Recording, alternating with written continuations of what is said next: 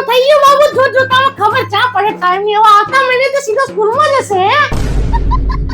અલી ના લી, હજી તો નાનો છે. હવે તો પ્રી સ્કૂલમાં મૂકશે.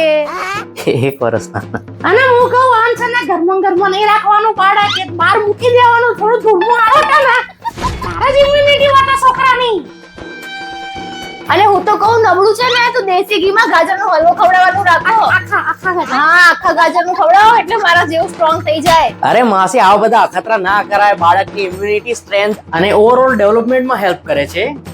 વાસુ સુવર્ણ પ્રાશન, જેમાં સુવર્ણ ભસ્મ, શંખ પુષ્પી, વાચા, બ્રહ્મી જેવા ગુણકારી આયુર્વેદિક જડીબુટીઓ છે જે બાળકની ઇમ્યુનિટી અને ફિઝિકલ સ્ટ્રેન્થ વધારવામાં મદદ કરે છે તથા અટેન્શન અને લર્નિંગ કેપેબિલિટી પણ ઇમ્પ્રૂવ કરે છે. એટલા માટે જ અમે દરરોજ સુવર્ણ પ્રાશનનું એક ટીપું અમારા બાળકને આપીએ છીએ. અરે વાહ, આ તો બહુ સરસ કહેવાય યાર. લહેરના લાલા ઉપર ટ્રાય કરીએ.